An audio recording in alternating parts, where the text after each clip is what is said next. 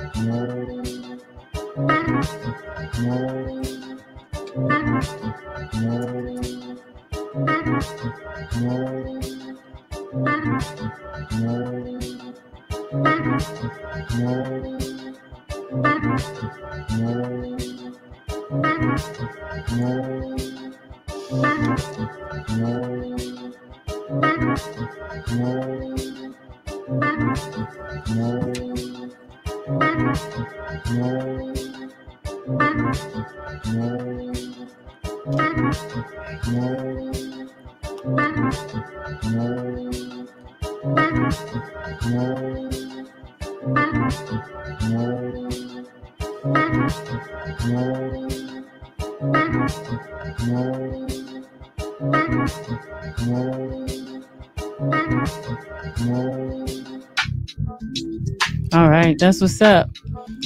All right, so we're back in the studio, huh? Welcome back to the Piper Carter podcast.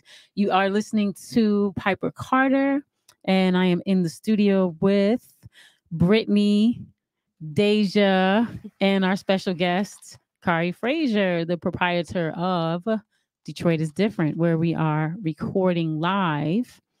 And as you can see, we have a new setup. We are streaming straight to YouTube. And yeah, we've been going for a minute. Before I start talking everyone to death, I'm just going to bring everyone into the room. So the music that we have been listening to is an original track by our one and only Katori, aka Deja, who is one of our co-hosts. I know we normally throw it over to you, Brittany, but I'm gonna throw it over to you really quickly.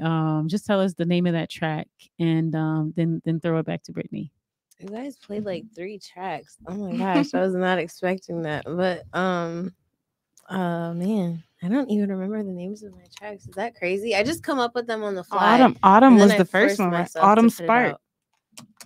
Yes. Okay. Autumn Spark. I remember it. Okay.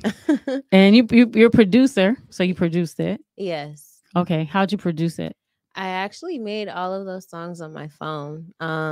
It was just something to test myself. I hadn't put anything out since the first beat tape that you, Piper, encouraged me to put out back in February. So I was really just testing to see what I could do and how quickly I could do it, just on a whim again. And that's why I don't remember the name of it, because I just made it and put it out, and I just created something just to see what I could do. So thank you guys for listening, and thank you so much for playing it. Oh, of course. Yeah, that was so dope. So yeah, let's throw it to you, Brit. What's up with you, darling? Oh, nothing. Just happy to be back in the studio with the homies. Had a great summer. Khary's gonna get into it. Just again, happy to be back. Just doing pizza, working, and now podcasting again. Yeah. So, Mr. Frazier, what's your summer been like? Or I shouldn't even say summer, because we're like almost winter. We're in the middle of the fall, or autumn. So yeah, like tell us about what you did this summer that was so amazing that everyone was raving about all over the place. Raving. Hilarious. We did a lot of studios. So I even have a Piper Carter. Got 2 Piper Carter podcasts that need to post. I'm glad I was able to introduce Piper to my homie Howie Bell. She already knew Orlando Bailey, and then she also hosted a podcast with many Detroit artists, Halima, Escada, and then speaking of Escada, I know his mom just passed away, so prayers up for that. And then Sabrina Nelson and Sterling Toles, my good friend. So she hosted 2 of the podcasts in the podcast performance series of A Lot of Studio. So it was a summer series to like stretch out what the Detroit is Different Festival was into a summer rollout, and that was fun. We're going to do it again. We have more in store for Detroit is Different. As you see, we've added this video dynamic, and we're going to be doing a whole lot more Detroit is Different stuff. So when I was asked, hey, do you want to come on Piper Carter's podcast? Like I always say, I think I was on Piper Carter podcast 1, 2, maybe 3. And then it was like, get this Negro out of here. And then they brought in Brittany and Deja and Jira, got some younger blood and different perspectives.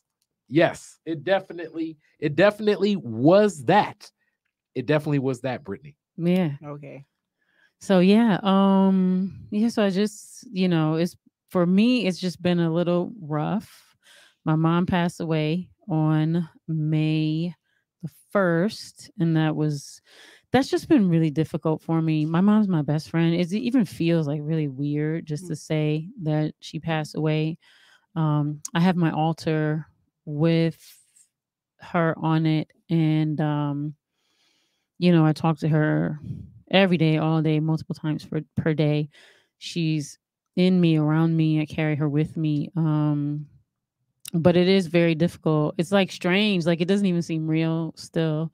But I honestly didn't have the strength really to do too much. I've actually just been in the bed mostly like since then. But starting in October, I started getting out the bed a little bit more, going to the gym a little bit more. November, started going to the gym a little bit more.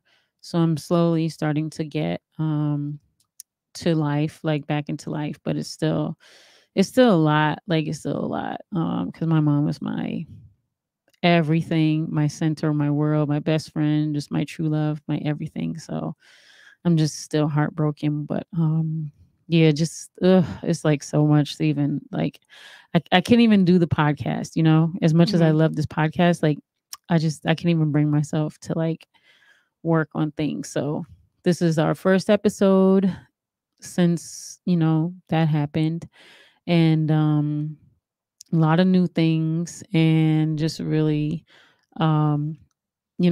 looking forward to all that we're going to do together for the next year. I'm going to be 50 in January, so just working the shed. This 35 pounds that I picked up. Yeah, it's going to be gone. I'm working on it. But any hootie Rudy tootie. Just appreciate everyone who has been listening and all the people who've been asking, when are we coming back?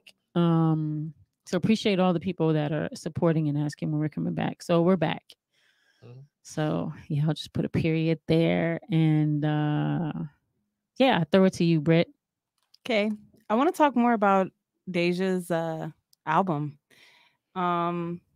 Deja, before we actually started recording, we played your first album that you put out in February, right? Of this year, sorry. Which was dope because that was like a Piper Press, right? Where she was like, no, you gonna put out some music. Like, you're not about to be talking about looping and producing and not actually put something out. So congratulations to you for album number 2. Thank you. Congratulations. Thank you. And I want to talk a little bit about what some of your inspirations were, even with Autumn Sparks, right? You got even a track at the end, I think is the longest song. And I think it was, let me look at the name of that it's one. Like That's 4:44 a.m. There you go. Yeah, 4:44 a.m. would. Oh, what do you know about 444? I believe 444 means protection, right? I think if my thought it memory meant that serves me Jay-Z right. was apologizing to Beyonce. Or black people. But well, why did you choose Why did you choose the 444? Because I just so happened to reach in my little smoker's bag for something to prepare myself with for that early morning when I couldn't sleep. And when I looked back at my phone to find something to play, it was 4:44. That's kind of magical. It is, because I believe the hours between like 3 and 4 a.m. or something like that, or like what they call like the godly hour or something. If you wake up during those times, it's God waking you up for some reason. I believe that. That's what I've heard.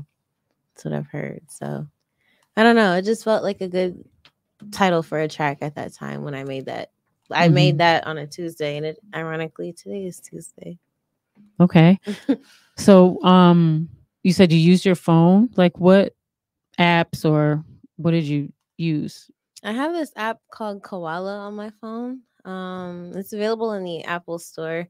I think it's like $4. It's like a MIDI controller kind of. And you just make loops on it. You can reverse songs, chop stuff. That's what I use it for. I use it for chopping. And yeah, that's it, just to manipulate different songs. And then I have another app on my phone called the DJ app, literally DJ app. And then in there, I was able to make my own sounds with the app, and I just kind of figured out how to loop those and like chop those up in the Koala app and just kind of play back and forth between the two.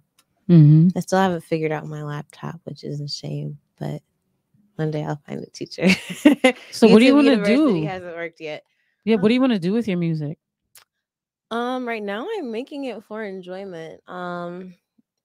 Someone that really supports it actually asked me if I want to try to make a living off of my music, like full time, and that question kind of shook me because I don't know if I'm ready to put something that I'm passionate about at the forefront of my life and figure out how to eat off of it. That just seems like too much pressure for something that I really care about at the moment. So I'm not sure if I'm ready to take it that seriously outside of just enjoyment of, I guess, my gift. Could you explain that to me? Because that's something that I don't understand when you say. I guess like for me, I've always been an artist, so I've always made a living, if you will, off of my art. So, and it's interesting because I've heard, since I've moved to Detroit, I've heard people say that, but I don't think that I understand. So could you help somebody like me who's kind of ignorant understand that? Sure. I'm not even sure if I'm not ignorant on that myself. I mean, I do sell my music. Both of my projects, I only have 2. They're available on Bandcamp for both $7 each. And shout out to Bandcamp. That's such a great. It is. Bandcamp's such really a great app. I love that. Yeah, ever since COVID started, I think it was like, it started out as like the first Friday or the last Friday or some Friday of the month. every month Bandcamp would do Bandcamp Fridays for every, creator that uploaded their art on their website, on their platform. The artist would get 100% of the profit, which is really great because streaming services, you get pennies after everybody else has touched your money. If you even get that after so many streams, really have to earn the money for that. But yeah, outside of that, Bandcamp is really cool, and now they do it every Friday of every month. That's dope. Or every first Friday. I forgot how they have it at the moment, but I know next year they're gonna go back into their old calendar, which is where they do it like every once in a while. Nice. But yeah, back to the question. I do just, I don't know, I sell it because I understand its value. And I try to keep lowball it because I don't understand my worth as an artist yet, to be honest. But I'm still kind of figuring that out. That I know pricing is hard for everyone. I remember an episode where Khary was asking Brittany about her pizza business and how she figures out how to price that. And when I get ready to release something, that is a struggle every time. And this I just put out on a whim in Bandcamp. Remember the $7 from the previous projects, so they just applied it to this one, and I was like, all right, God, I'm gonna let you do that work for me. But I don't know, I really don't feel comfortable selling it because I just enjoy making it, and it's not something that, again, I created to profit off of. It was created because I knew that I was capable of something, and I just wanted to see what would happen when I put my best effort forth. Now, what if you needed money and nobody would hire you? I have paid my phone bill with Bandcamp. So thank you everyone that has contributed to my projects. I really appreciate that. Y'all keep me going. Literally, I make my beats off this phone sometimes. So it like pays for itself, I guess. Made the beat on the phone. And then it paid the phone bill. That's a right. It is full circle. So yeah. Still figuring all of this out. Why don't you put out maybe a post and then ask people how much they would pay? I know Mama Soul put up I'm trying to think of I'll try to ask her, but there's a site that she put up and she put the music on the site, and then the site asks you like, how much do you want to pay?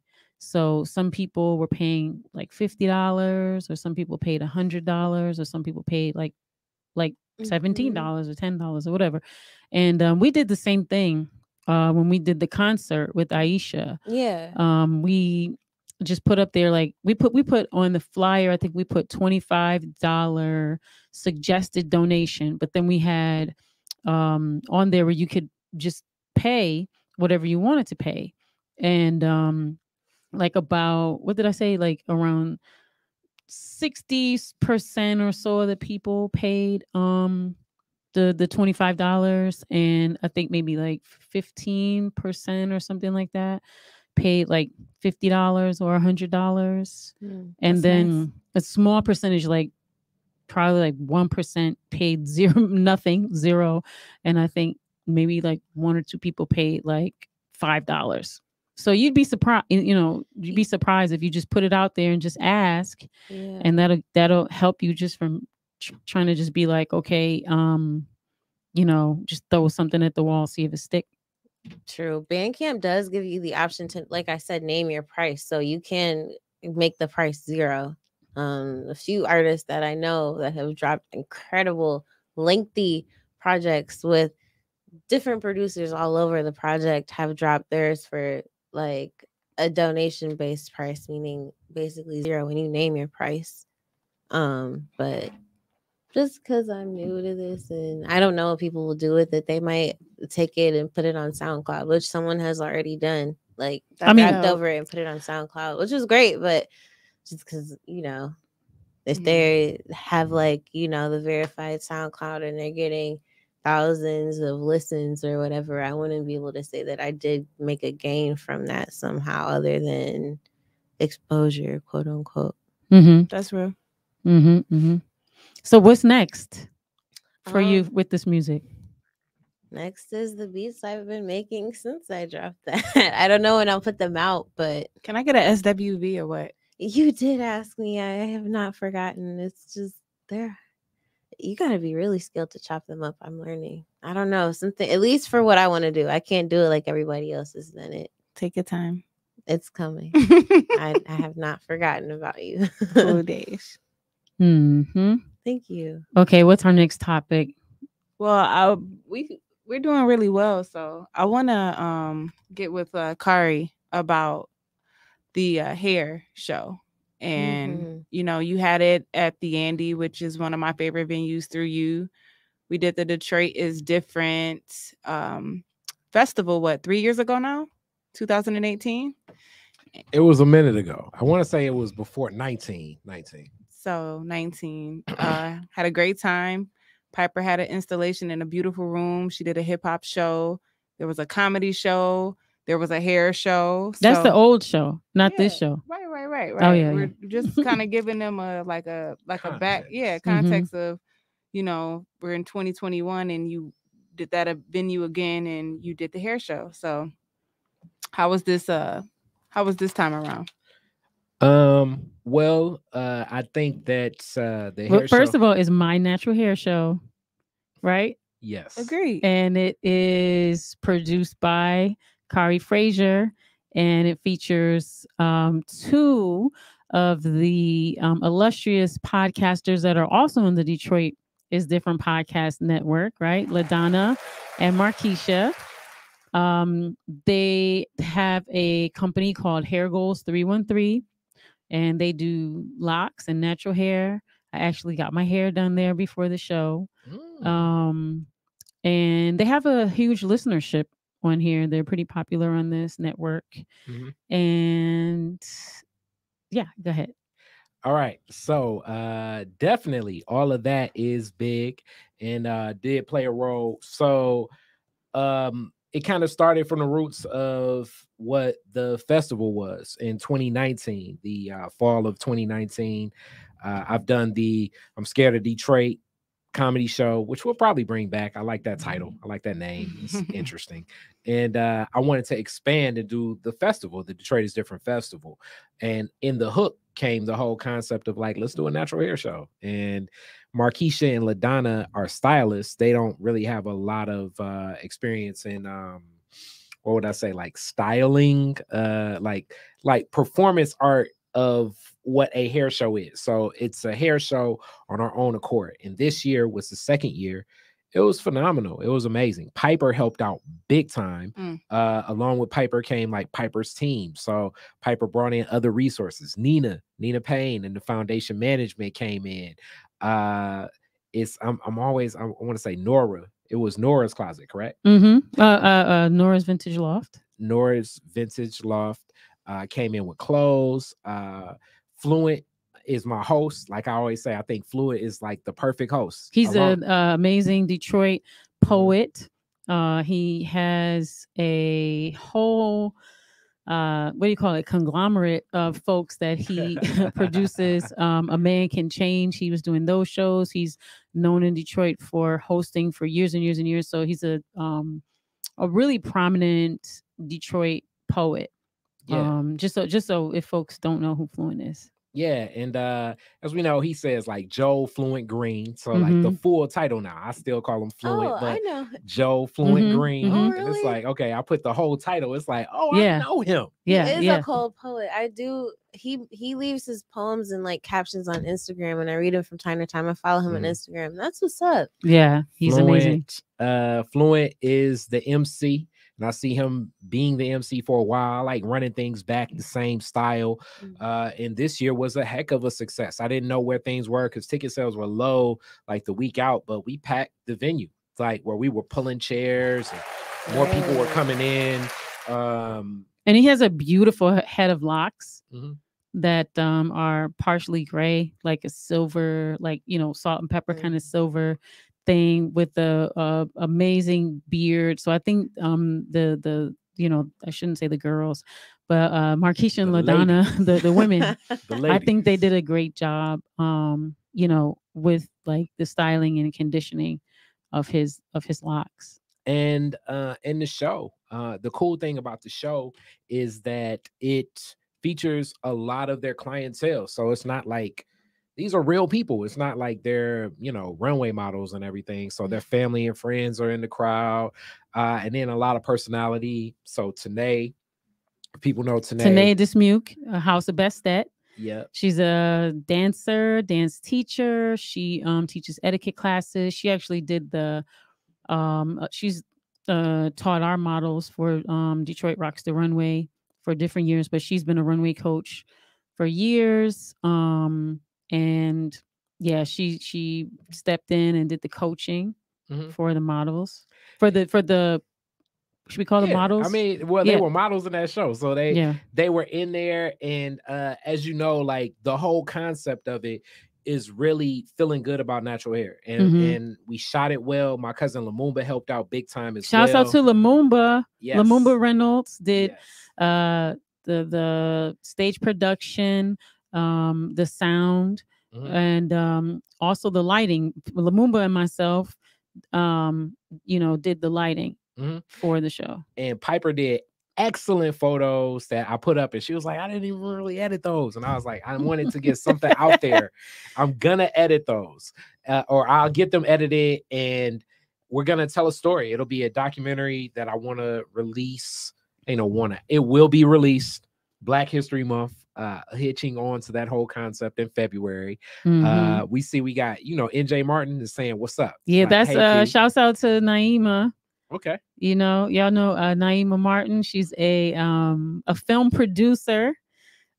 She made an amazing documentary. It's called Gangstresses, but she's also my cousin. Okay. And she's a mom, and her son Mason is an incredible R&B vocalist here in Detroit. He's going to my alma mater, Howard University, right now, and also is he protesting down there? He's learning. Okay, he's learning. He's doing his studies. He's doing his studies, and so she's a momager. She's like Brandy Mama, kind of, or a Waka Flocka, but better than Waka Flocka Mama. Yep, because she's not corrupt. She's not corrupt. But they gonna get me. Hilarious. But like I said, the natural hair show was fun, and it kind of we're looking to do that annually. I'm gonna see if I can get everybody involved again. Piper, Nina, Christina.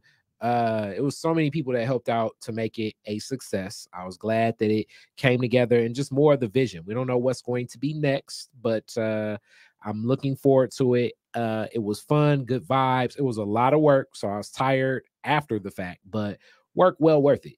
And just more Detroit is different stuff. Everything about Detroit is different is offering culture to different people in different ways. So, the next project will be something with Josh Adams. So, we always rolling the dice, and I want to do more with Piper too in this podcast of what it'll be, because bringing to life the idea of the culture of these podcasts is a passion of mine. For the podcasters that are invested and committed, I want to see anamorphisms. Like if we bring to life the podcast where people can touch it, feel it even more. What does that look like? What does that feel like? And let's do it. And also to the summer series, we didn't touch on that. Okay, expound on that. Okay, so it's hard to think back to like wintertime. Last, like at the beginning of 2021, it was still a lot up in the air. It's still a lot of people still up in the air over COVID-19. I'm one of the people, I've had COVID-19, and it was not as rough for me as some of the others. That does not mean that don't do anything. Shout out to more herbs and making sure that I keep all my vitamins going in me and a whole lot of water. But with that being said, I wanted to do something like the festival. And I have access to a lot of plots of land here. In those plots of land where I have the Detroit is Different garden, I actually still have a bunch of curly kale if people want to pick it up now, because I have enough kale for my winter and a lot of my family's winter. But I wanted to expand. I wanted to do something different. So I wanted to offer a podcast and a performance. And successfully, the summer series happened. We raised some funds. It was a Cash App crowdfund campaign that was successful in raising funds. We're going to bring back the Cash App crowdfund campaign because Detroit is Different's 501c3 specifically for a lot of studio, because that was the name of the summer series. Like a lot, meaning a lot of land. So a lot. And then studio. So bringing this studio outside. That was the whole theme of it. My cousin Vicky's Big Miles Coney cart took off too. It was like the perfect combination. So it's vegan coney dogs. And she has halal too, but the vegan, it was phenomenal. Like absolutely delicious. You know? Yeah. So I mean, it was a successful event. There was podcasters. So like at each event, you had podcasters from the different shows, and then you had performers that would perform afterwards, and then you had themes for each event, and then the podcasters would interview different guests, and then the guests were experts, if you will, that represented, you know, the different themes. And so how many do you think you did? We did 12. I think next year what we're going to do. That's 12 weeks. We did 12 different events. The reason we stopped, as we know, it was a lot of rain. So yeah, we had 2 rain delays where we switched dates. Both were my days. Yes, they were Piper days. But it was cool because when Piper finally did, especially the arts one, the arts one was very fun. I have like one of the coolest pictures of like Piper, Brittany, Sabrina, Sterling, and all of them. It looks like I said, it's like looks like a different world from the first season when they had like the intro where like Dwayne Wayne was like somehow on a pickup truck with like a hay basket. Oh yeah, so remember those? That was the real one. You could tell that was the real one. That was before it was overproduced. Before it was overproduced, right? Piper is not a fan of the Lena episodes of A Different World here. It just we about to kick her off the red tape. She was. It just felt overproduced. You know me. I like stuff that's like a little bit more raw, real. When stuff is overproduced, is kind of. She did not like the Shazaa episode. Shazaa was the prototype of the deep African-centered brother. He remember everyone loved him. That's Gary. Have you seen Gary? No offense. Much love to Gary. Shazaa. He's gonna always be Shazaa to me. Yeah, he's been through a lot. I assume Hollywood will do that to you. Hollywood will do that to you, especially lots of love and healing. Black actor. But as Shazaa, those episodes, Detroit is Different. It's coming back with more partnerships and a lot of things. You know, we keep this going. It's a blessing that some of these ideas and the creativity just keeps flowing, and I'm given the time and space to do this. Like even tonight, getting you all on this platform, and I know this is gonna just take off big time because I'm seeing how Josh slowly but surely is picking up big time. So I can only imagine the audience for you all will take, and we already got a couple people in here, literally a couple, but that couple will become many, many, many, many, many more. Yeah. All right. So next topic, Brit. I want to get into your weekend last week. You went to Indiana, which do you want to talk about that a little bit? I could touch it real quick. Yeah. So I was invited to go to by the students of St. Mary's College, which is part of the Notre Dame and Holy Cross. And so I'm really honored and appreciative of Grace and Grace, the young women who invited me to come there. And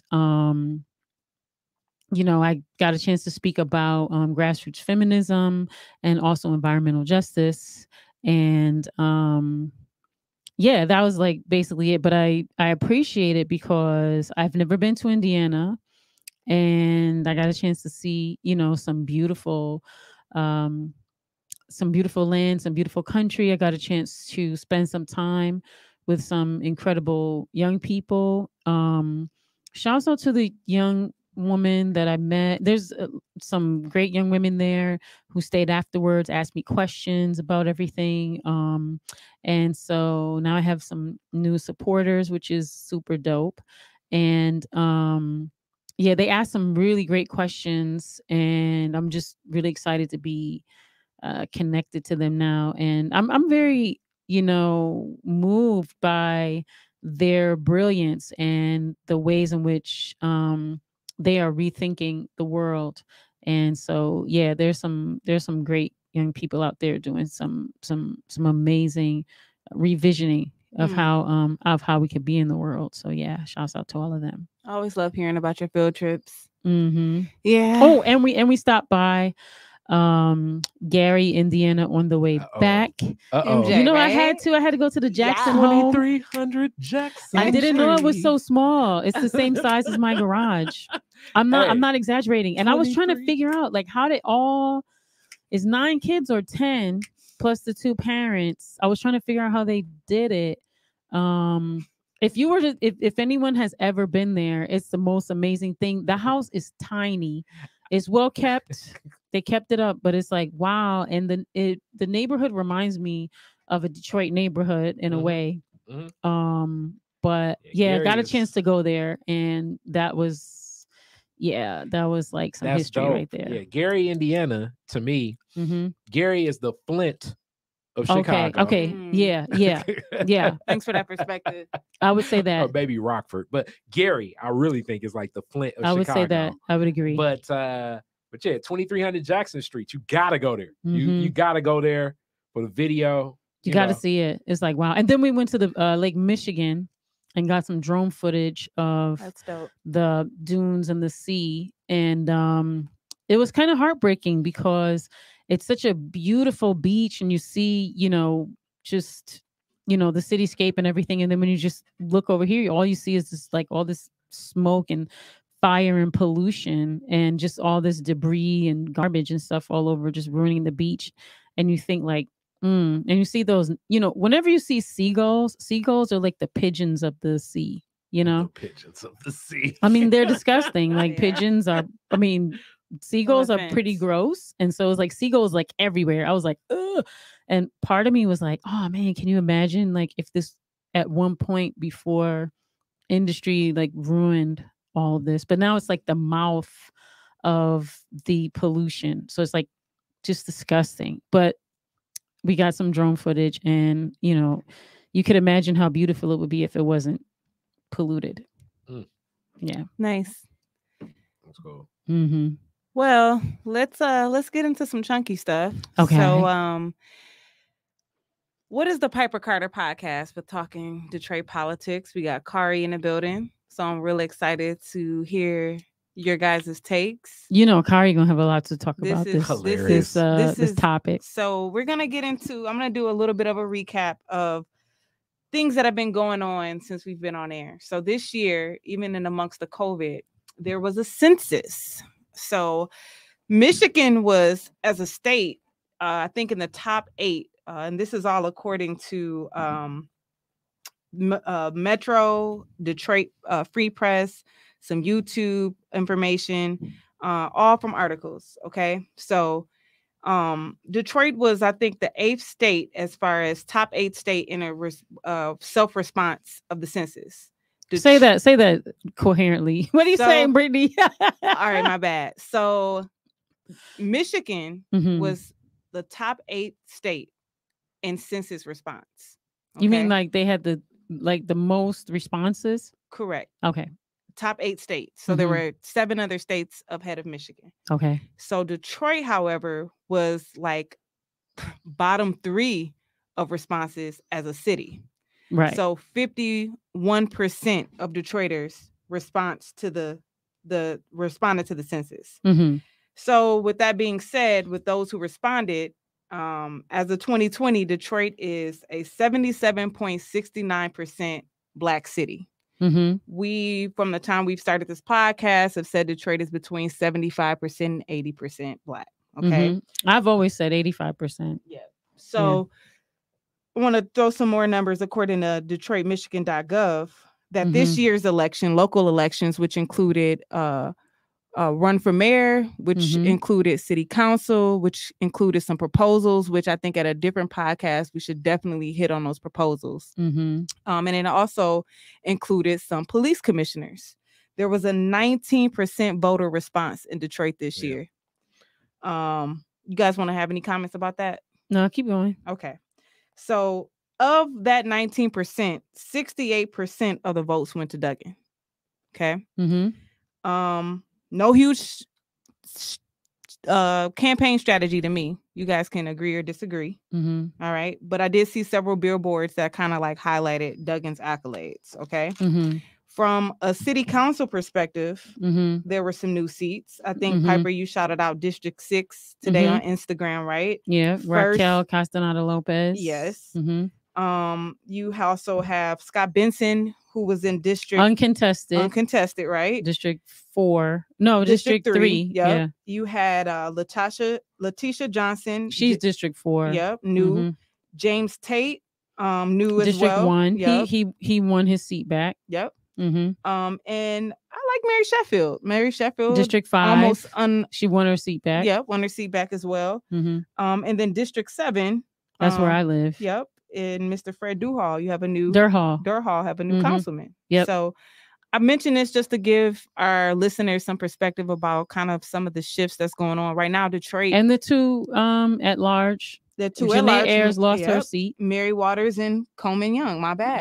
Coleman Young Jr. So a lot of shifts in the city council. There's a lot going on with city council in the news, specifically because FBI has started some investigations, and I'll get to that in a second. But I just wanted to give our listeners some perspectives about the Detroit political environment. As we speak on the street and a surface level in this 77.69% Black city, it is being stated that gentrification is taking its toll on the city of Detroit just as much as it's taking its toll on any other urban or Black city, however you would like to put it. Okay. When you say take its toll, I mean just for the sake of this conversation and a definition. Where you have Dan Gilbert, who has invested, one of our first investors in the city, who kind of has shaped downtown through Midtown, has also acquired other investors to come in and spend money and invest the money. Detroit, to me, downtown is not at even a 80 or 70% occupancy rate. And buildings that I would say 10 years ago that you could rent between $700 and $900 for rent are now $2,200 to $4,000. I think I was on Zillow.com last week. In Corktown, there is $1.2 million real estate homes being built. From that perspective, that's gentrification. I can't afford a $1.2 million home. I live off Fort and Trumbull. Well, gentrification is also displacement. Right. Go. So it's displacing existing residents and making it impossible for them to be able to continue to live, right? Like in that neighborhood, and then creating an environment that is unwelcoming to those people who live there, from there. And so I mean, there's so much more that we could say, but just for the sake of like keeping the conversation going, when I say gentrification, I'm talking about displacement. And I am too, right? So like I said, I can't afford 1.2 million. I live off Fort and Trumbull, which is kind of what they may through gentrification classify as Corktown, but it's not Corktown. And so the building next to me, right, I think people for rent are paying, like I said, $3,000. I'm not paying nearly that much. They're going to kick you out. Exactly. Until you pay. Exactly. Right. So I'm being, what was the word you just used? Displaced as well. Right. So that's the realism. And I'm not trying to make it seem like that is the only narrative in Detroit. But the reason why I start off with these statistics is because I have a theory. Okay. Piper asked me, did I vote this year? And I responded and I told her no. I told her that. Wah, wah, wah, wah, wah, wah, wah, wah. So I'm part of that statistic that didn't make it into the 19% for good reasons. I am still like under my mom's address for several reasons, insurance reasons, for a lot of reasons. I'm not trying to incriminate myself, but the point I'm making is that this is the story of many Detroiters, no matter what color they are. So yes, through the census, it's a 70% Black city. I say our city council out of the set, I believe out of the 9 members are Black, right? There's 1 Latino. So to me, our city council represents, kind of from a color perspective, represents the population of Detroit. Okay. But my theory is that there are several people, newcomers in the city of Detroit, that are also not registered and that do not have a city address, right? Yeah, but they benefit off of like you not voting. So for them, they benefit off the gentrification. Like the voting is really for the people who live in the community to be able to have control over their neighborhood and the resources that are supposed to come to them. Agreed. Yeah. Agreed. So my theory is that I think that I'm not against Mike Duggan. I think that there's a lot of work that can be done no matter what or who is in office. What were your thoughts on the city council, Piper? Changeovers. You got a couple of progressives on there. Well, I'm not going to say progressive. Let's say people who are more progressive than it's definitely more of a progressive city council than it was previously. So for instance, I would say District 6 and maybe District 4, I would say Mary Sheffield has been doing a good job of making some decisions that positively impact let's use the word existing Detroiters. Only thing that is interesting to me is oh my God, I've been saying Raquel. It's not Raquel. She's the ex District 6. It's Gabriela Santiago Romero. Sorry about that, Gabriela. I think what's interesting is that Gabriela is she's an activist. I've been a part of a lot of things that she's been a part of, a lot of organizations. She did a lot of relief last year. I was on her team supporting the relief efforts that she was doing in Southwest Detroit last year during COVID. And but what's interesting is her campaign was endorsed by Duggan. So that's interesting. So I'm wondering, is she going to be beholden to Duggan or not? I'm unsure. And then so that will, remain to be seen. Will she feel that, she owes Duggan because he, endorsed her? Or, did she receive more support because he endorsed her? Those are a couple of questions. And then I'm not really that familiar with Letitia, but we'll get a chance to see, what she does, and how she votes. Tate, Benson, Sheffield, they've been on the council before. Mary Waters, was also has done her time, but she also had some serious legal issues dealing with integrity, right? So what she does will remain to be seen. Hopefully, she's I'm gonna use the words learn her lesson and isn't involved in that type of activity anymore. We'll get a chance to see about her. Coleman Young Jr., he's been trying to get some type of office for about half a decade or more. He ran for mayor, 4 years ago? Something like that. Yeah. And I think he ran for like, I think, was he a state? I think he got the state rep. I'm not sure. I'm not sure either. I'm unaware of his works. So again, remains to be seen. So he's at large. So we'll see. So we'll see. But yeah. I find it interesting. Also, we're in the climate of there's a lot of FBI investigations happening, and so I feel as if to see some of the city council still be able to maintain their seats. No. They only Benson. I thought there was one more. Janae Ayers, she didn't win her seat. That's right. She didn't, but she just hasn't been charged yet. I think they cleared her. Okay. Mm-hmm. So, also in the political climate, James Craig, who was our police chief, he opened up his run for governor back in September. And he's going to be on the Republican ballot. As of today, he's raised $1.3 million compared to Gretchen's, I believe, $3.4 million. He is I think he's amongst, I believe, 11 other Republican candidates. Any thoughts about that? Well, the thing is that they don't want him to win. So they being Republicans? The Republicans, yeah, they exposed him.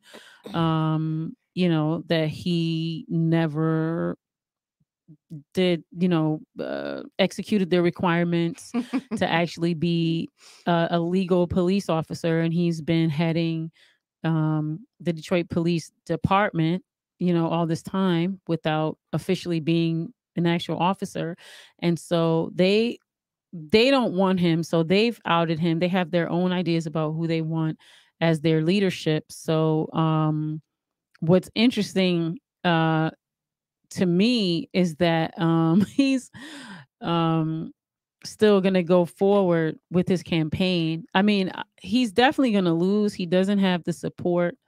That's just speaking politically. We could get into a whole thing about his record, his behavior, terrible things that he's done to Detroiters. Just a long list of atrocities. So moving along, the timeline, you also have in the last 3 weeks in the news, 2 additional police officers have been for Detroit police have been investigated and have made the news due to towing truck scams. I read that the name of the operation that the FBI has named it is Operation North Hook. I've searched 20 different articles trying to figure out what that operation, why it's named that. Why? Say it again. It is called Operation North Hook. So say it again. Operation North Hook. NORTH? Yeah. HOOK? Yes. Okay. Explain what the operation is. So basically, back in 2018, they started doing an investigation on a certain specific tow truck company, Boulevard and Trumbull, which was owned by a gentleman that they said was quote unquote related to the mob. Okay. Also, during that same time frame in 2018, they started finding different tow truck companies that were aligned with the city were scamming people, right? There was a couple local citizens saying things like there was a McDonald's on Woodward, right? You park your car there. There was this one tow truck company that would have a lookout, right? This little blue car.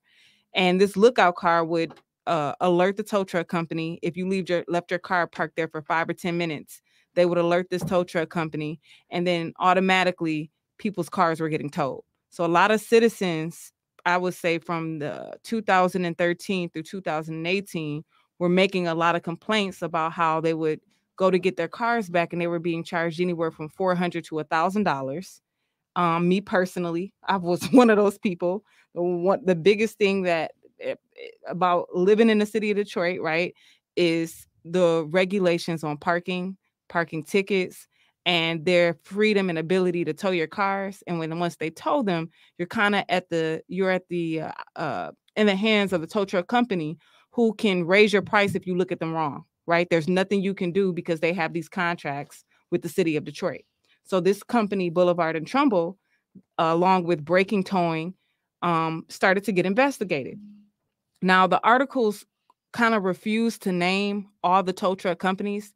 They have outed the police officers over the last, I'd say, 3 years that have been caught under this in this investigation. But I believe the reason why they even started investigating the city of Detroit is because these tow truck companies put up such a big fight back in 2018 when they were barred and all their sub companies were barred. Okay.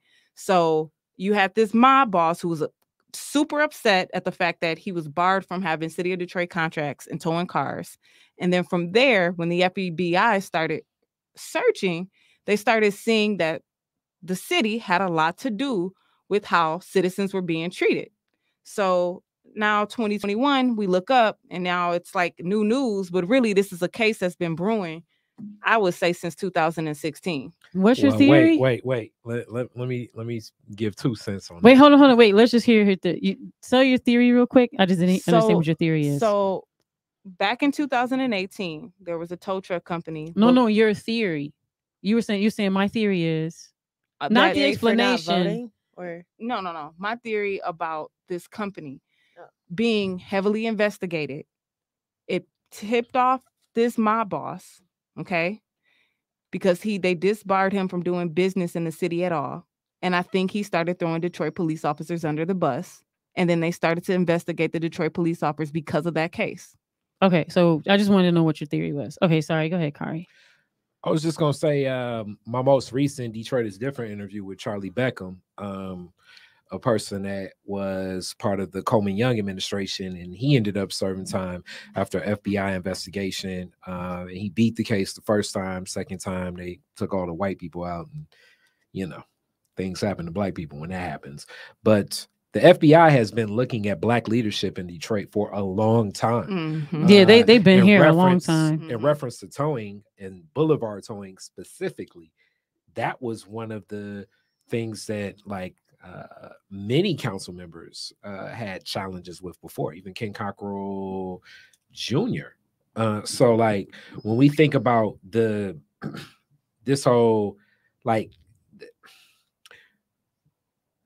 I've always, like I said, even in this interview before, now whether was it nefarious activity, was it exploiting people, were there people being taken advantage of when it comes to the towing contracts? Yes.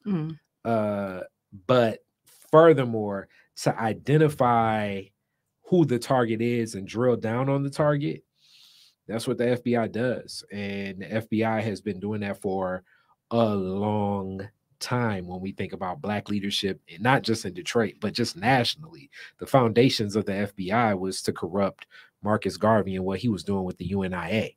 So the whole premise of everything FBI has been to disrupt any form of black leadership. Yeah. Now, with that being said, is there culpability? Where there people looking to, get their, get grease palms? Oh, hell yeah, most definitely. But I also think that anytime we're involving even these headlines, because some of these headlines are just like, FBI comes, takes out a lot of documents from your house. There's no indictment. This is before the election as well.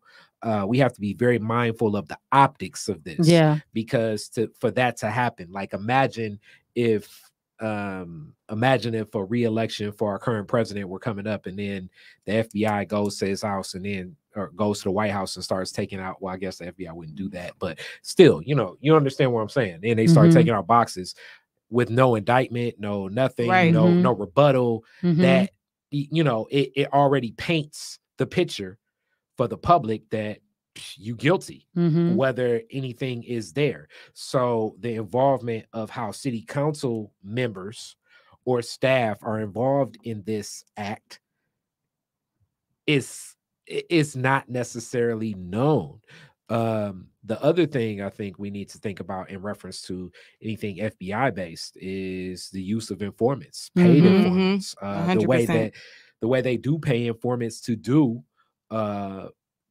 commit crimes themselves, or have agents commit crimes themselves. And then, like, what do they call that? Entrapment is very much that is the playbook of what the FBI has done. So with it leaves many Detroiters with a bad taste in their mouth. So then we look at the 18.5% voter turnout. It raises the apathy where it's like, well, all these people are corrupt and they stealing in the first place. So shit, why should I vote? Like, you know what I'm saying? Like it connects the dots. Yeah. I will also just say too that like you said, so the FBI's been here a long time. you know, is like a long time. Whether it's, you know, Nation of Islam, you know what I mean? Or whether it's Coleman Young, like, so it's been, but just more recently, I would say I have a theory that the ex District 7 councilman, Gabe Leland, when he was indicted, I think he started squealing. Then I think he squealed, and then they, you know, they started, you know, on to Spivey. Then I think Spivey started squealing because he was indicted. And then I think that led them to Benson and Ayers.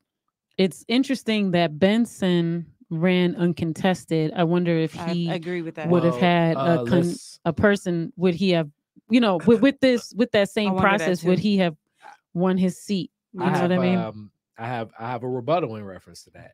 It's just a question. With the coverage I was doing with partner with Riverwise magazine, shout out to Riverwise.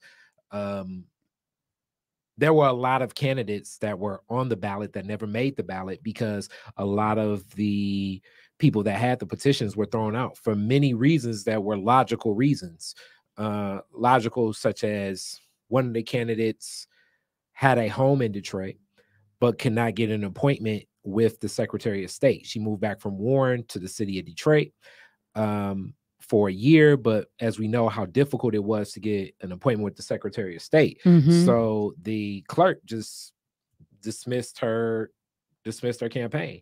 It was many people for mayor, for even as we know, it was just open seats for the police commission like that too. So many police commission seats just went, you know, straight up right in. But when you think about the amount of people that wrote in against Scott Benson, it's true. It's amazing the amount of people that wrote in against Scott Benson. So it definitely showed that there was discontent, but when you have so much of the backing of the machine already dismissing who the candidate is for many reasons, I think the other big play and the reason why I even did the partnership with Riverwise was I called Mama Neb and Shay Howell one day, and I said, "Hey, how are people collecting signatures for their, you know, to be on the ballot? Because it's COVID-19, and our governor has said you can't really be places like that." And that was during that same time frame. And there were no laws changed. There was nothing changed in top to bottom in Michigan in reference to that. I called Northwestern alumni that works right next to Jocelyn Benson, Hester Willer, about this. Nothing changed on the books because that was a county issue, but nothing even changed in the state. So we had an ordinance where it was a stay at home, stay safe, right? And, you know, at the time, you got to think about, you're collecting petitions like in March, April 2021, some stranger walking up to you with a clipboard like, "Hey, will you sign my petition?" Like what we usually get. I don't, you know, I was not asked one person to sign a petition this past year.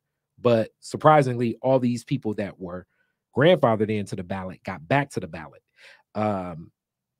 And you can watch those Riverwise videos to find out. I want to say you need 300 signatures, clean signatures, meaning that like a whole signature page of people that have a name, address that can file, and they're in the voter records of a Detroit resident, to be accepted onto a ballot for city council. I want to say 600 or 500 for mayor, I believe. But look at those videos. But it's either 5 or 6. I want to say 500. But many of those signatures you just get thrown out because of you know, people put misinformation, you know, or it's illegible or whatever. But a lot of candidates were thrown out. I want to say when the first ballot that we received, the first set of information that we received probably had like about 60 something candidates, 65, and by the end it was maybe like 30, 38, 39, maybe 41. So it was a lot just dismissed immediately for just cause. Some I'm sure would have been dismissed anyway, but that's why it was so many write-in campaigns this year. Yeah, like I said, there's so much to this election this year, and I'm hoping that in the future episodes we can talk a little bit about some of the proposals. There were some very, very interesting proposals.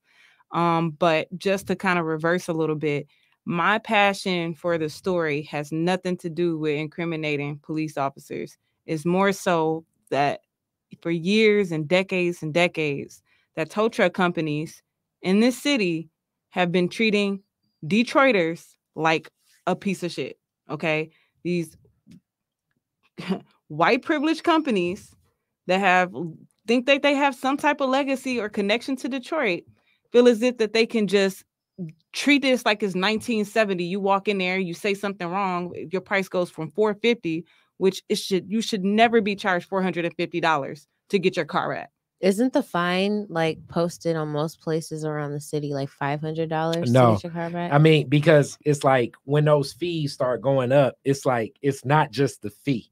So it's the fee, and then they'll say like, well, we holding your car in our yard, so it's a yard fee. Right. Then it's the tow fee. Scamming. Then it's the so those fees add up to the point. It's like Spirit Airlines, where it's like, damn, I thought the ticket was $30, and then it's like at the end of it, it's $250. It's like I could have flown Delta for this, right?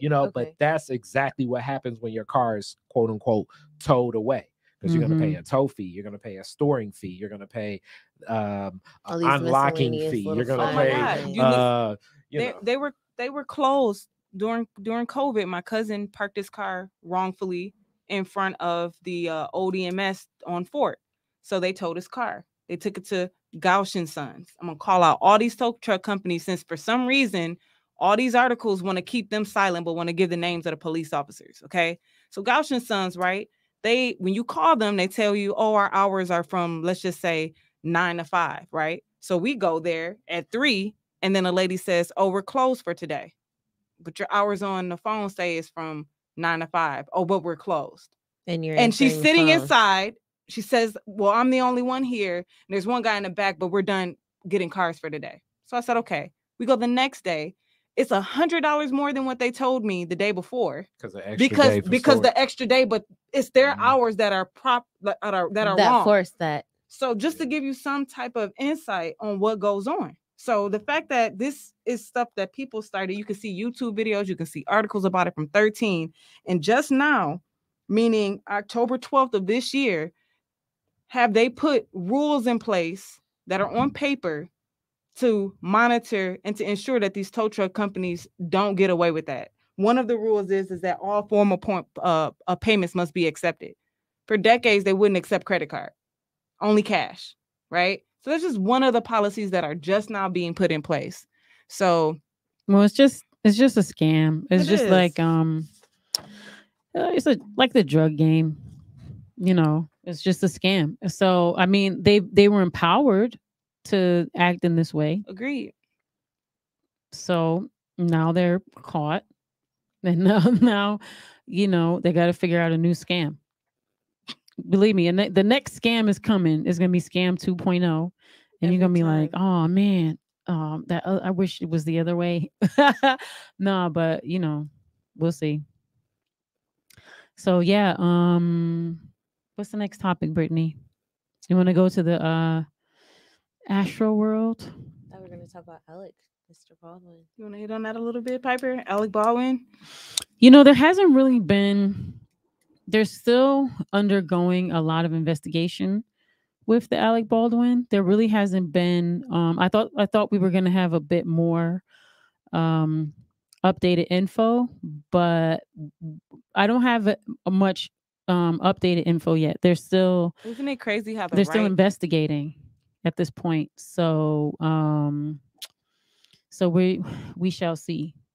It's just crazy to me how the quote unquote right they use, because Alec Baldwin played Trump, right? Mm-hmm. They're using this as like bait to like speak negatively on him. Like anytime he says something, suggests something, since this has happened, it's just crazy to me how it's all his fault. Is the headlines are so disrespectful. So to me, well, I think that old girl is one of them, and I think they set him up because I mean, why do you have 500 real bullets on your set, and then how does one of those bullets end up in the actual gun that's going to be used in the scene?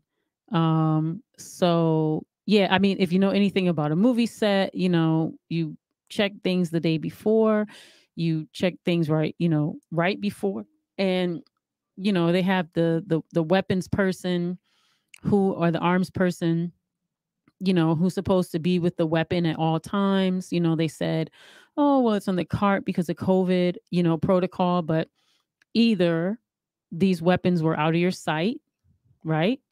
Or, which is completely, that should never be, because your responsibility is to be responsible for these weapons. Right. And then, how does 500, real bullets just end up on the movie set, number one, but in the middle of the desert, but like number two, on the set cart.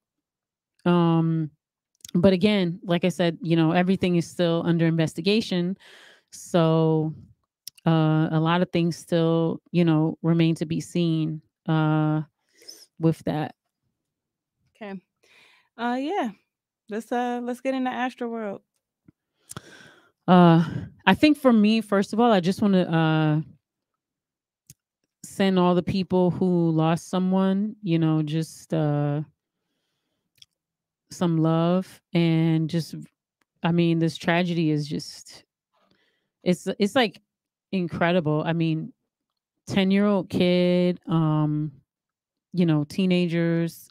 I mean, it was an all ages show. I think, doesn't he have a partnership with Disney or whatever?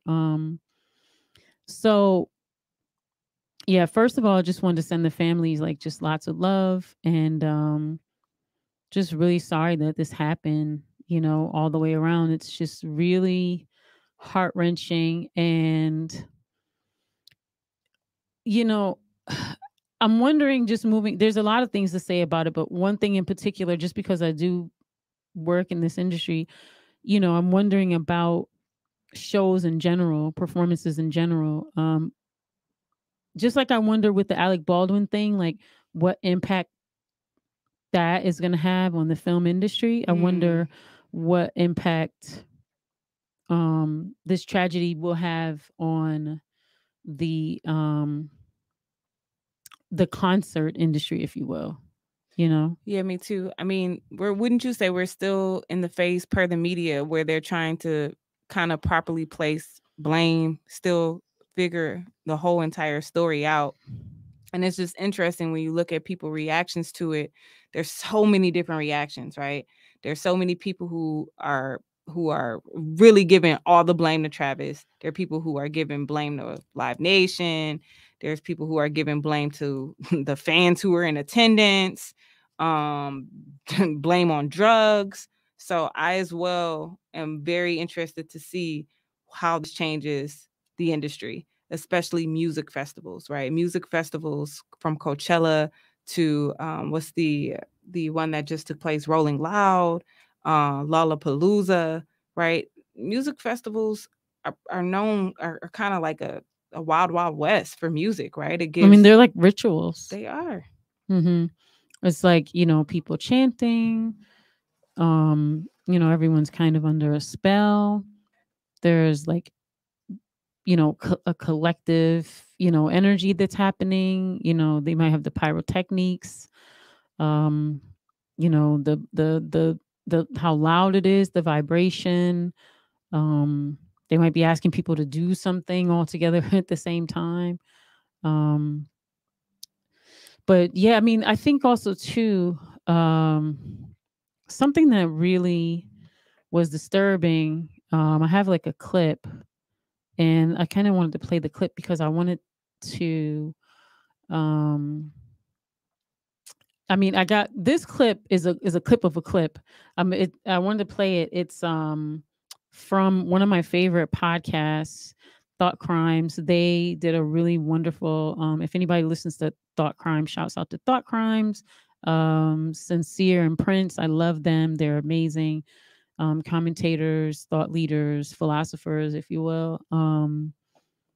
But oh man, my clip just like went back to the beginning, so I'm gonna have to like re-find it again because it I had it queued up and then it just It just lost itself. But long story short, basically you could hear in the clip where because people were saying that he didn't know, right? So Kylie said he didn't know, he said he didn't know. But in the clip, you could hear him like stop, right? And then say, "Hey, wait a minute." And I guess like his friends were telling him, something's going on. And then, he was like, "Oh, there's an ambulance, like down there in the crowd or whatever." And, people were screaming for him to, stop. They even started doing a chant for him to stop. And he kind of stopped a little bit, but then he just like kept going. And then him and Drake were, performing.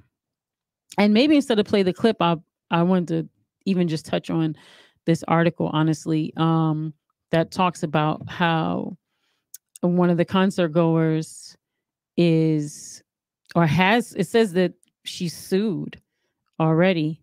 I have to get some fact checking. I hope someone can help me with the fact checking. But it says that in the lawsuit, the young lady claims, oh no, I'm sorry, it's a he, claims that he was permanently injured in the crush, and they've accused Drake of continuing to perform with Travis Scott as the situation spun out of control while the crowd mayhem continued. And so you could actually see that. It says the crowd became chaotic and a stampede began, leaving 8 people dead and dozens, including Christian Paredes, severely injured. So, many people were begging the security guards that were hired by Live Nation for help, but they were ignored. And so it says Paredes went on to charge in the lawsuit that the deaths and injuries were caused by the negligence, carelessness, and recklessness of the defendants, their agents, servants, and employees in the ownership, management, maintenance, operation, supervision, and the control of the subject premises. So Paredes, who's from Texas, Austin, Texas, is suing for more than $1 million for his injuries and is seeking a trial by jury. But yeah, I mean, I wanted to get you guys' reaction to that. Oh, Deja, go ahead. Well, I watched a few clips and I feel like he was aware of the situation. I saw a clip where people were trying to tell a camera operator what was going on, and the camera operator was more worried about doing his job than, the lives of the crowd, capturing that on film. Like, just really bad priorities. But I think it's all a really poor reflection. Well, I'm sorry, a great reflection of how poor capitalism is. It's just fucking tragic, for a lack of any better words. It could have been avoided, but that's that crowd. They call themselves ragers. I have coworkers that love EDM music and go to those festivals, and they all talk about how people love to pass out bad drugs at those crowds. And now here you have hip hop, not really even hip hop, but just because Travis Scott is a rapper, just because he does have fans that are in hip hop crowds that might come to Astroworld to get a glimpse of what a different lifestyle is like via this black man that they might not feel comfortable going to, like an EDM fest, but here's an opportunity for them to try something different. So they go to a Travis Scott show because this is as far as their boundaries will allow them to go. And you have this influx, a mix of different people coming in and just doing things that they shouldn't be doing. I think I heard that there were security guards like being blacked out or something like that. Something was up with the security not being aware of the situation or doing much to intervene. and there was like opioids, fentanyl in the crowd, like. And they said like somebody was going around injecting people with. Yeah, that's what I heard too, or saw too, and I'm just like, what the hell is going on? Like you said, Piper, this is an all ages thing. My mom went to concerts with me out here when I was like 16, to all ages events that I was able to go to. Although I liked music that was like more mature, like Foreign Exchange and like, you know, people that had older fans, but that was still liable to happen if I told my mom I was going to the bathroom, and had I been naive enough to be like, oh sure, you know, just things happen. It's all ages. There's kids everywhere. It's a huge crowd and a bunch of people that are not in their right mind because of that environment. I just real quick, I want to shout out Norman Clement. He said, yo, and who's that? Dina Rogers. She was going back to the car. She said these cars were towed illegally, right? I don't think of all these people were parking where they weren't supposed to. Oh, is she trolling?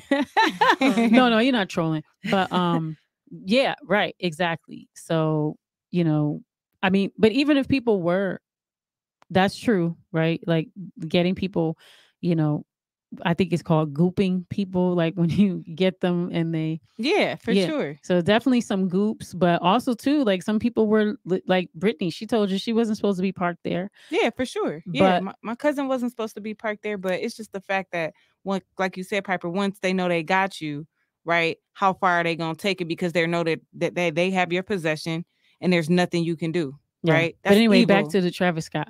But so what were you saying, Deja? Where you finished? It was just just terrible.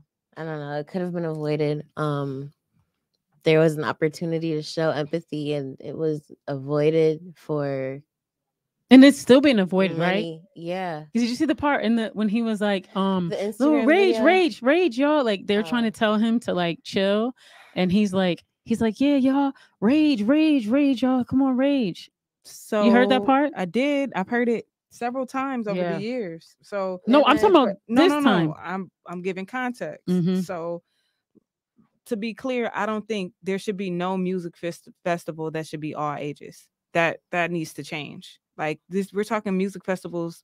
I think were created in the 60s and the 70s, right? Pitchfork. You know, these music festivals. Newport had a festival. Yeah, for people who don't know, music festivals are a wild, wild west for fans and the artists to do all the drugs in the world, Coachella, and then the week after you see people detoxing, right?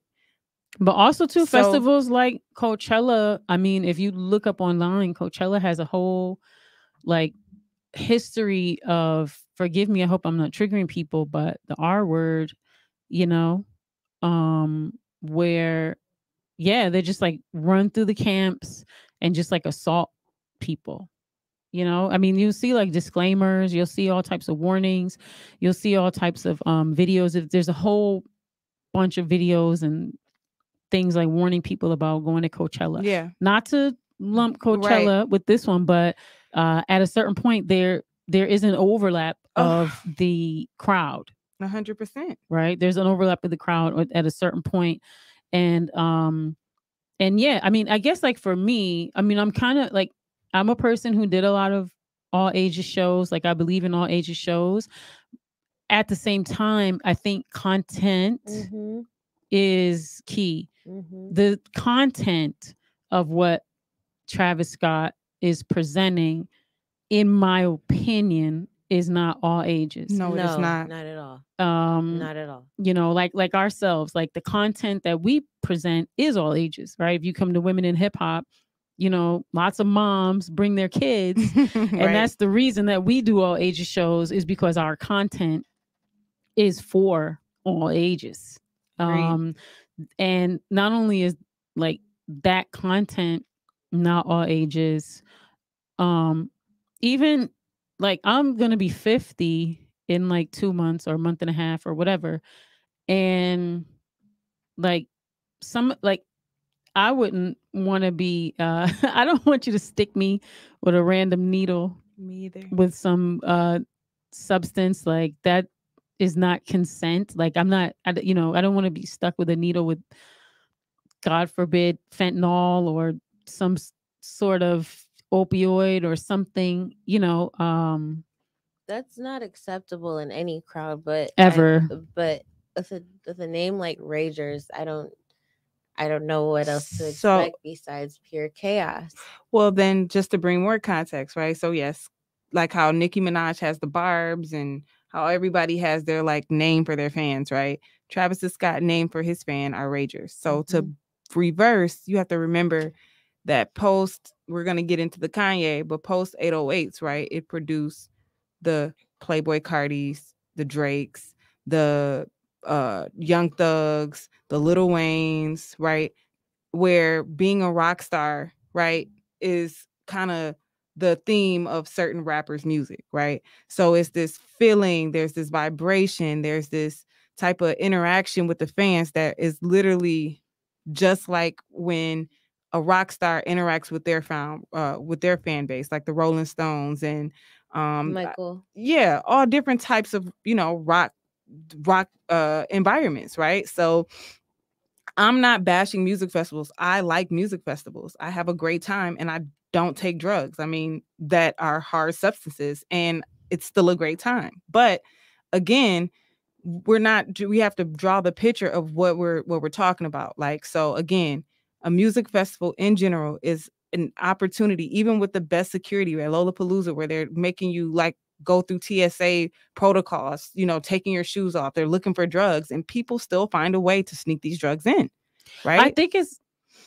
I'm gonna be honest with you. I think drugs are a consent. Me personally, my personal politics on drug use, I feel that is a consent thing, and I feel that people have the right, if you will, to use controlled substances if they want to or not. For me, my issue is that it's an all ages show. Yeah, and Norm said they should have a cap on general admission, and there's greed, right? There's greed taking place. Like 50,000 people, was that venue, able to handle 50,000 people? No. It wasn't like, I mean, no offense, but it wasn't like the 50,000 that might be going to Carnegie Hall to see the symphony. Right. You know what I mean? That are just going to sit there and then clap. Oh, wonderful. They have normally a mosh pit. I'm thinking like my heart sinks at thinking of like a 10-year-old in a mosh pit. Like I was a part of the, black punk folks, the Afro punk, like back in the 90s. And, when we were going, at these mosh pits and things like that, I never jumped in a mosh pit because I was like, I need all my teeth. And I didn't have health insurance, and I wanted to see out of both of my eyes and use my limbs and be in my right mind. Specifically, it is known that if you go to a Travis Scott concert and you don't want to walk out of it looking like you just got beat up, you don't go in the Travis Scott mosh pit. Okay, you don't go in anyone's mosh pit ever. But for hip hop fans that don't understand, a lot of hip hop fans don't know what a mosh pit is. That's why I'm saying that rock has somehow kind of energy has transferred into certain hip hop artists, right? The Playboy Cartis, the Travis Scotts, the Lil Waynes. You go to their show and you think you're at a rock show, right? And their fan base looks like it. And as far as Dina saying that it wasn't full to capacity, you got to look at the YouTube videos where before the show even got started, people were hopping over the fence saying that they didn't even want to be a part of the show. Yeah, I think they tore the fence down, running through. Like it looked like a stampede. It was bad, Dina. Like it was pretty bad. And so when we talk about the blame, like I feel as if Travis, from being at his shows, from hearing about his shows, there needs to be at the least another level, right? Another level of maturity, right? When you have control over a crowd that is on high, that has a lot of substance in them, you have to be very, very careful. We're past the raging, right? At this point, people are gonna rage without Travis Scott calling them ragers. So, you know what I mean? So I think that he has to realize his influence or care, right? or else. Like, I don't think he has a choice to care. And as far as him hearing and seeing people. I mean, there's footage that 100% looks like he was watching, you know, a lot of the madness happen. Yeah, he was looking at the ambulance go like to the middle of the stage, and he was like, "Yo, what's that? What the F is that?" He remembered that in the in the video, he was doing his thing, and then he looks down into the thing. He's like, "Hey, yo, you know, like, what's happening? Like, what the F is happening?" And then he's like, he stops for a minute, and he's like, "Yo, wait."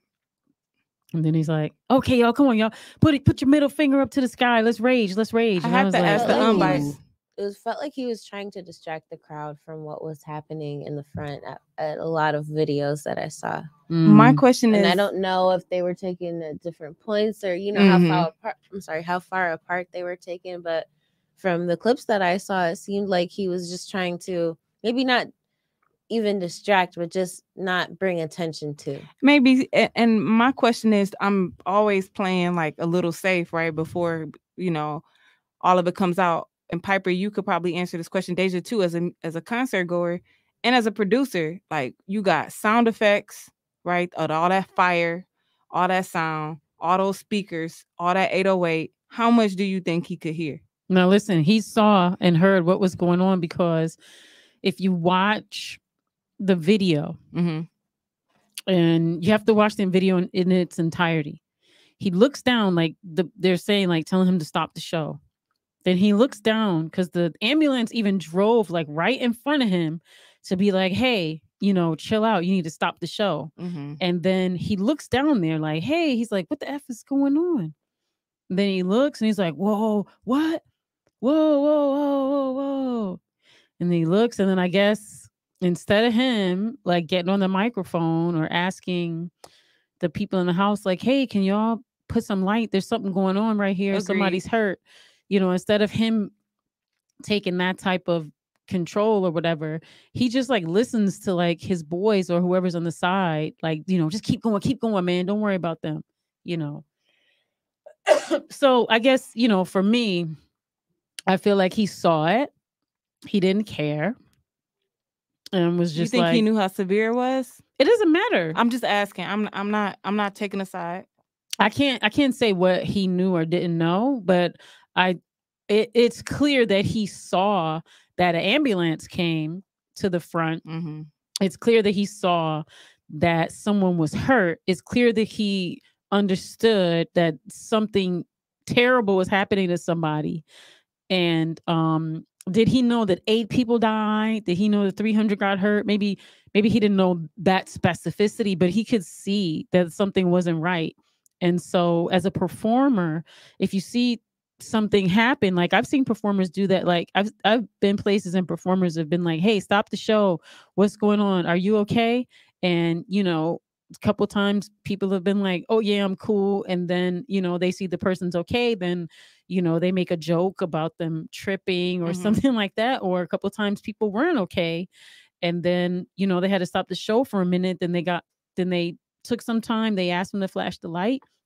You know, they got the person to safety, and then, you know, they were able to continue the show. And then they made a statement about being careful and taking care of one another. You know, like they kind of managed the situation. But what I saw in that video was him see the whole thing going on, and maybe in his mind he's like, well, the show must go on, but let this be a lesson to all performers. I figured he was, you know, who take Travis? care of your audience, your fans. Yeah, for sure. Have you seen the footage of like people performing and they're like, "Oh nah, I'm stopping the show. I ain't getting sued." Have you seen that footage?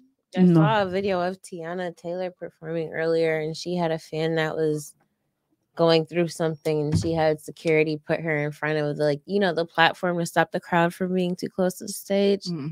She had security put her in front of that platform, and she was like, "You okay?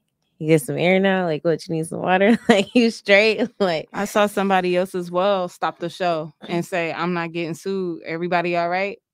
So I saw an old clip of Playboy Cardi where he stopped the show because people were passing out.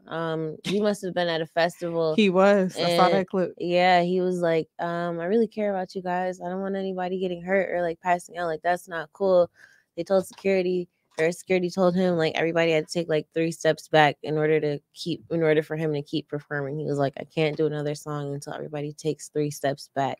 But you know, 3 steps, everybody just that 3 steps back thing is really annoying because like if it doesn't even work. If you're in the crowd and someone tells you to take 3 steps back, if you're in the front, you can't go back until the people behind you go back. And that kind of sort of starts a lot of like I've seen fights break out when security has told people to step back. Sure. There has to be like they, you know, or even like police or something like, you know, the way that get back, go back.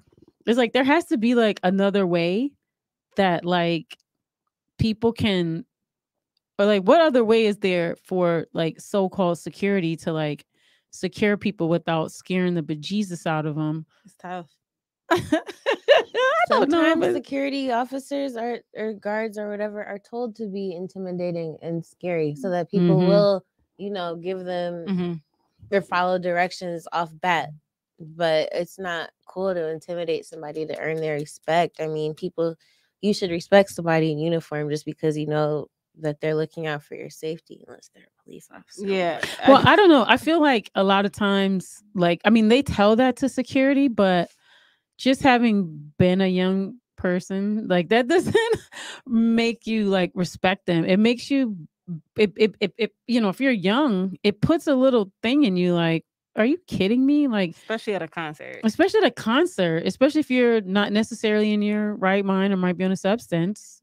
So I've been told. I know it's definitely hard to agree when you're in that state, like when you're just trying to enjoy yourself and when there's, you know, things and like affecting your mind state. But allegedly. Right, allegedly. Allegedly, right. Me personally, I'm gonna listen to somebody that could hurt me.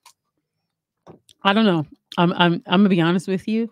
I get annoyed. I'm like, there's another way to do it. I've just seen, I'm gonna be honest with you, like I've seen Nation of Islam. Aggression isn't the way, period. No, not Nation of Islam is the best security, like the way they do it.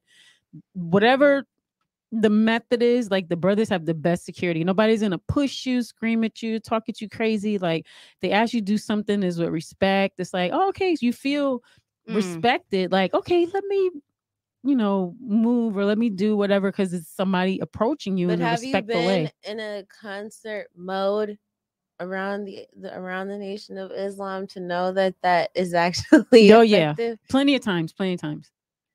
You know, I work concerts and I've attended and the Nation concerts. of Islam does the security. That's dope.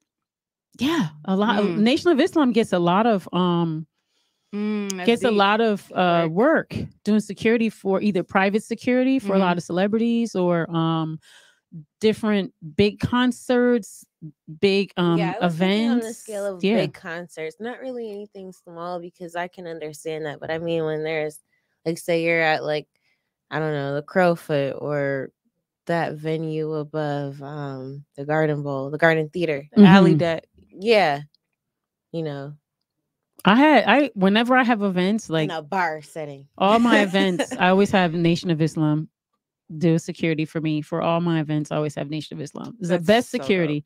Just because they're so respectful. You're not gonna feel like, you know, assaulted or intimidated or disrespected. You know what I mean? Like a lot of thick neck, you know, no offense, security kids come up like rah, rah, rah, rah. It's like you can't even understand. Like they just come to you with all this aggression. And I'm an energy person, so the first thing I feel is aggression. So my first thing is like, well, you know, you want to buck up too. You know what I mean? Like, but I feel like, you know, with the Nation, many times they, you know, they don't do that. They just come to you like, oh, you know, peace. You know, sister, can you? You're like, oh, sure, no problem. You know, but yeah, I mean, I guess for me, I'm interested to see, like I said before, what impact this is going to have on events and concerts like in general. Yeah. You know? Yeah, me too. I think there's going to be a lot of changes made to music festivals. And they, like I said, they already try to be top flight security of the world, but obviously it's not enough. When it comes to what gets like from what enters, what do you come into the concert with? What do you come into the festival with, right? And as far as like it just is so disheartening when you hear that Travis has a good relationship in Houston with the fire department, obviously, because his shows are always packed, right? And always, are a liability. But through that, he has a good working relationship, they say, with the fire department and the police department and even the city's mayor, right? And so all before the show warned him that this seemed a little off, right? They said to him, be careful. Are you sure you want to do this? We don't know if you should. This crowd is a little out of hand. Not just the amount of people, but just the temperature of the crowd. And, I'm also, Piper, curious to see what happens as far as Travis Scott, how he moves forward, I mean, he's also been, there's another article that I have here. I won't go through it all because I know we've been talking a long time. But there's another article here that talks about how he had to drop out of a day in Vegas festival. And so there's also talk about him, possibly losing some of his partnerships and endorsements. And I mean, the part that's interesting to me is the Drake part. I can see Drake like slipping away, trying to, get out of it. He put out an apology earlier that he was upset by everything that happened and that it was basically affecting him. I mean, I'm sure it's affecting him. So did Kim Kardashian. I mean, they all have to. Yeah, I know, PR do that, but I'm wondering, like, is he gonna pay? Because he was up there too. I think if Travis is paying. Drake was up there. It's not like Drake was like, "Hey, man, stop DJ the show." Pay? And the camera operators too. By that token, does Drake have to pay because he's Drake? Do performers? I mean, he's and his everyone own else entity, that right? wasn't responsible there. There were probably tons of camera people there, not just the one that we saw on footage getting spoken to by the people in the crowd saying, "There's that," whatever. So what about the camera people that had to catch all the different angles for the footage that this might end up on Netflix in about 6 or 7 years? Oh, it will. Mm-hmm. I don't know. I say get them all. I'm sure that there's footage. I was gonna ask you. I say get them all. Get everyone. Hold everyone accountable and responsible. I say get them all. I mean, but I do think that Drake should be held accountable. To what degree? Financially? Yeah, definitely financially. Definitely financially. But nothing past financial or more than just financial. I think they all need to learn their lesson. I mean, if that's what you're talking about. I mean, because this doesn't happen at Drake concerts though. But Drake did it at Travis concert. It's not like Drake said, "Oh man, stop the concert." Like he was on the turn up too, so he wasn't. I also don't know paying Drake's attention. Point of performance in all of this either. Say that again. I don't know Drake's point of performance in all of this either. I just think that, as a performer, part of your job is to be in tune with your crowd. You know what I mean? You feel their energy, you give them energy. It's like energy exchange, no doubt. And so at the very least, it shows that that they weren't in tune with their audience. But I agree, it's negligence. And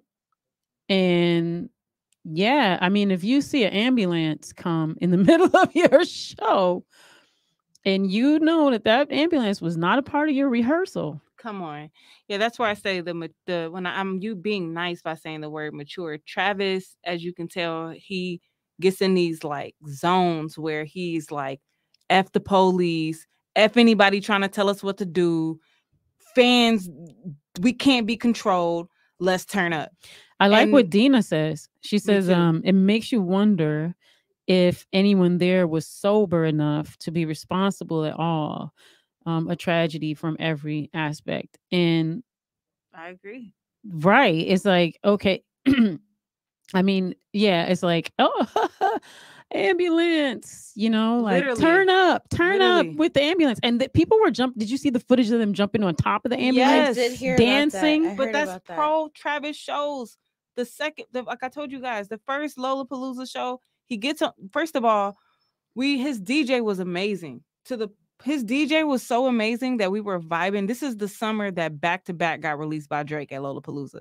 The DJ ran that 3 times, ran some other music, and it was utterly amazing to the point where we're like, where's Travis? Travis comes out like an hour later, drunk, high, like telling security to shut the F up, and before you know it, he's getting into a tussle with security and telling his fans to F security, and his fans can do what they want. So in his mind, he's having and sharing this lovely relationship with his fans that love his music, and he wants them to follow suit and forget authority. That's so immature. So at the least, Travis, man, I think you're sonically great, but bro, you got to really, really watch your energy. And I'm being nice, because we all know online the YouTube spiritual gurus have been going in. Oh yeah, aunties, everybody. Man, I'm talking about they reading the energy, and it's spooky the way they breaking this energy down. The Mexican community is going crazy. Freaking Islanders too. Everybody sees us like the danger and what spiritually was going on at that show. I mean, look at the set design. That's why I'm like, come on. Yeah. Right? I wanted to talk about the metaverse, and what this has to do with it, but maybe we'll save that for next week. Metaverse for next week. Khary said Khary, guys, is, as Piper will call him, Diddy. He's a guru. So he's doing a podcast next door in the other studio with the DJ. So shout out to Khary. He wanted to get in on a Kanye conversation. We could do that next week. We can do it next week. It'll still be relevant. Okay. Mm-hmm. Oh yeah, because there's a part 2 dropping Thursday. So yeah, I mean, I've had fun. It's been great being in the studio with y'all. So we're live now. We're on video. You know how to play Deja's song to end us? Okay, wait, hold up before you play it. Okay. So yeah, before we go, Deja, please leave us with some words of wisdom and guidance, and then you, Brittany, and then me, and then we'll play the song. Cool. I don't know. I guess my words of wisdom would just be to be aware of your surroundings at all times. Stay aware. And secondly, to being aware of your surroundings, be aware of yourself and what you have going on and who's around you and affecting what you have going on. Be aware of yourself and then be aware of your surroundings. What about you, Brittany? I just want to kind of do an invisible toast to us being back in the studio. I think that this is an awesome outlet for me, therapeutic for me, but most importantly, I'm excited to be a sidekick of Piper just because I think she means so much to the community. And I think that the community being able to hear her touch on certain things and give perspective is very, very, very important. My birthday is Monday, so happy birthday to me. And excited for that. I'll be 32. What? And I'm 8 years closer to 40, and I'm not mad. I like Girl, maturity. Stop saying 8 years closer to 40. You're 32. Ain't nobody thinking about 40. Just enjoy 32. Oh I mean that I'm enjoying the wisdom that I'm gaining as I get older. So those are and you're only 32. You're still young. Right. Yay. So I guess for me, I just want to tell everyone I appreciate you for listening. Shouts out to all my peeps that chimed in, Naima and Noor and Dina. And I think, this is exciting about, just moving forward and doing video, being on YouTube. I didn't want to do video, but the youngins told me that it got to be on video. So I'm like, okay, whatevs. Shouts out to Khary. Thank you for coming on our show, being on our show.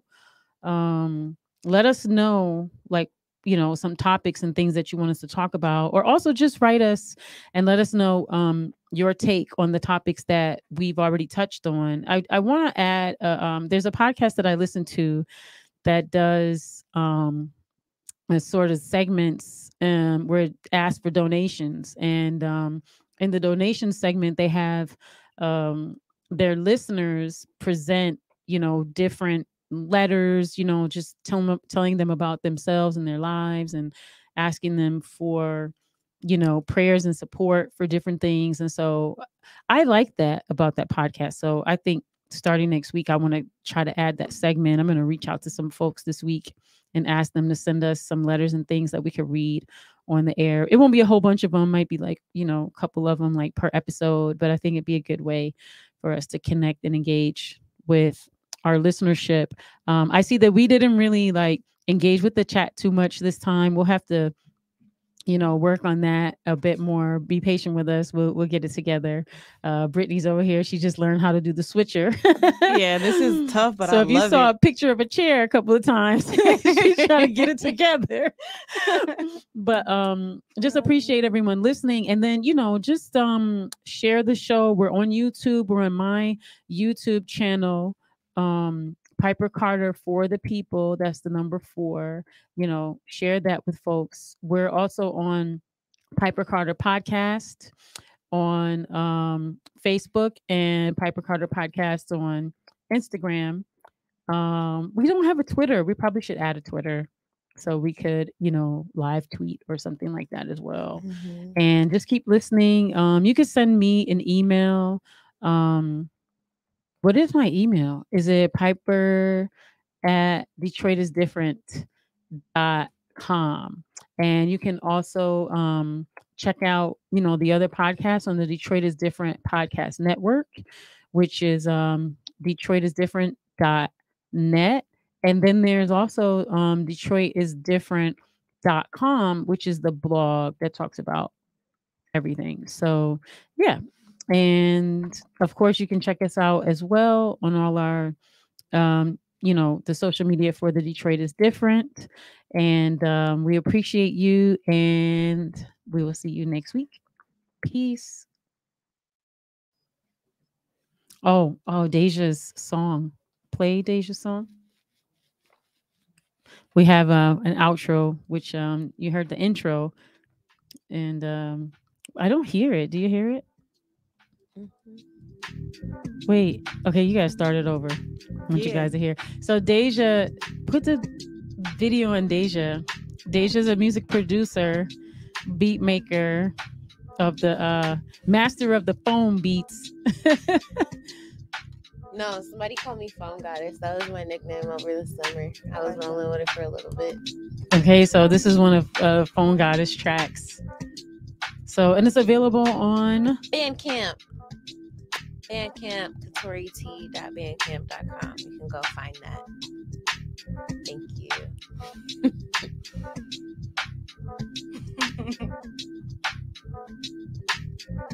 Ironically, this one is called psilocybin, which is now legal in Michigan. It was on the ballot this year, one of the proposals. Really? Shrooms are legal in Michigan now. Look at God. What is it? Magical mushrooms, I think some people call them. Good for a lot of mental disorders. Put it in my spaghetti. Just be very careful. You know, on the show.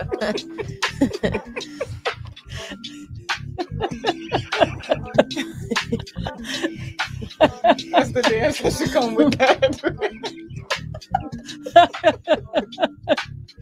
Of the shrooms. That's hilarious. I ain't mad.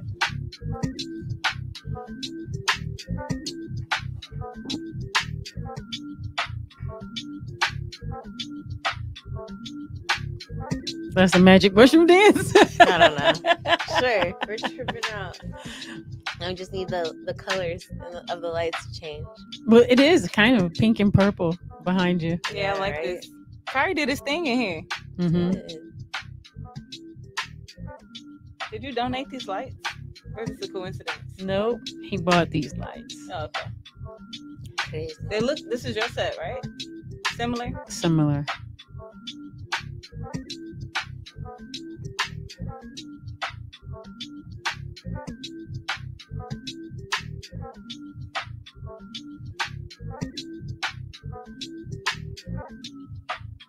I love that part.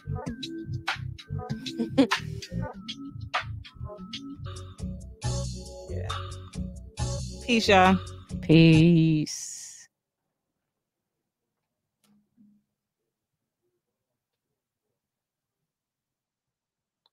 It sounded like tape stopped running. Stop recording. See where it says end broadcast? Peace, family. Thank you. Peace, y'all.